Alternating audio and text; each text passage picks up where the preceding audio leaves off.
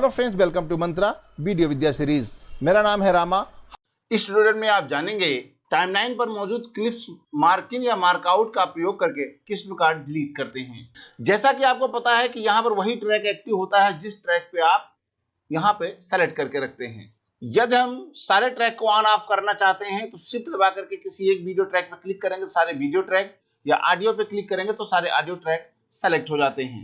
यदि एक पे क्लिक करना चाहते हैं तो एक को भी सेलेक्ट किया जा सकता है।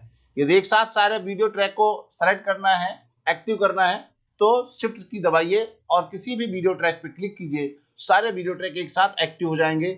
उसी प्रकार ऑडियो ट्रैक को एक्टिव करना है तो शिफ्ट दबा करके किसी भी ऑडियो ट्रैक पे क्लिक करेंगे तो ऑडियो ट्रैक एक्टिव हो जाएंगे।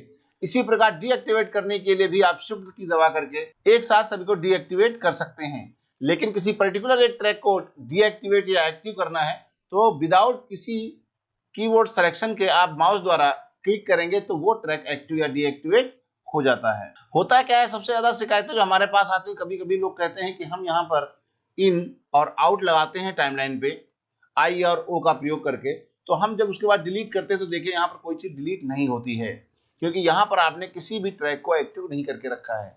यदि हम पर्टिकुलर किसी ट्रैक को आपने एक्टिव किया हुआ है जैसे इस तरीके से, लेकिन यहाँ पर देखिए जिस ट्रैक को आपने एक्टिव किया वहां पर कोई क्लिप नहीं है तो भी आपका कोई चीज डिलीट नहीं होगी। यानी इस ट्रैक पे कोई भी काम आपको चेंजेस करना है तो यहाँ पर वो ट्रैक एक्टिव होना जरूरी है। यदि हम चाहते हैं कि इस क्लिप को डिलीट करना चाहते हैं तो ये ट्रैक एक्टिव होना चाहिए, तो यदि इस क्लिप में करना है तो ये ट्रैक एक्टिव होना चाहिए। अब आपके ये B3 और B2 एक्टिव है, यहाँ पर A2 और A4 एक्टिव है। हमने A4 को डीएक्टिवेट कर दिया और B3 को डीएक्टिवेट कर दिया। अब आपको केवल B2 और A2 एक्टिवेट हैं। अब हम डिलीट बटन प्रेस करेंगे तो केवल वही ट्रैक डिलीट होगा जिसको आपने एक्टिवेट करके रखा है, दूसरे ट्रैक पे का असर नहीं पड़ेगा। यानी एक तरीके से आप ये भी कह सकते हैं जिस भी ट्रैक को आपको डिलीट करना है किसी पोर्शन को तो उसको आप एक्टिव रखिए, और जिसको आप डिलीट नहीं करना चाहते हैं, ये चाहते हैं कि इस पे इसका इफेक्ट ना पड़े, तो उस पे आप इसको डीएक्टिवेट करके रखिए। यह सारे ट्रैक को आपको करना है तो कंट्रोल जेड करते हैं यहाँ पे और शिफ्ट की दबा करके किसी भी वीडियो ट्रैक पे और ऑडियो ट्रैक पे क्लिक करते हैं तो सारे वीडियो और ऑडियो ट्रैक्स सेलेक्ट हो जाएंगे। अब आप देखें पहले का जो सिलेक्शन था और आपके सिलेक्शन के एरिया में दिखने में भी अंतर आ गया है। आप इसका ज्यादा हाईलाइट है, पहले ज्यादा हाईलाइट नहीं हो रहा था, तो ज्यादा हाईलाइट होने का मतलब यह है कि ये एरिया सेलेक्ट है। अब हम किसी एडिट बटन में जा करके या डिलीट बटन में जा करके इसको हम डिलीट करेंगे तो वो पूरा एरिया डिलीट हो जाता है जो आप डिलीट करना चाहते हैं, और बाद में इसको हम यहाँ पर रिपीट डिलीट करेंगे तो आपस में जुड़ जाता है।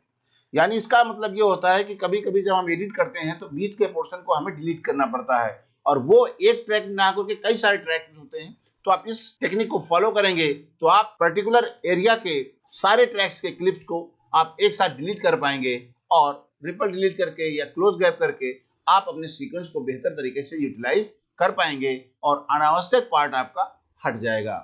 वो चाहे आपको एक ट्रैक पे करना है तो आपको ट्रैक सेलेक्ट करना पड़ेगा जिस ट्रैक के क्लिप को डिलीट करना है, या सारे को करना है तो सारे ट्रैक्स को एक्टिव करना पड़ेगा, उसके बाद ये एक्टिव हो जाएंगे। कभी कभी क्या होता है कि यदि आपका ऑडियो आपने सिंक नहीं किया, जैसे यहाँ पर हमने इसको सिंक आउट हटा दिया, इसके बाद यदि हमने यहाँ पर डिलीट करेंगे तो ये ऑडियो देखिए इसके साथ मूव नहीं किया है क्योंकि आपने सिंक बटन को ऑफ कर दिया है। ये सिंक बटन का बहुत इंपॉर्टेंट रोल होता है, इसको ध्यान में रखिएगा कब इसको एक्टिव करना है, कब इसको डीएक्टिवेट करना है, नहीं तो आपका ऑडियो और वीडियो आपस में सिंक आउट हो जाएगा। Thank you for watching. तो आप हमारे साथ बने रहिए, देखते रहिए, सीखते रहिए, और अगले वीडियो तक रामा की राम राम।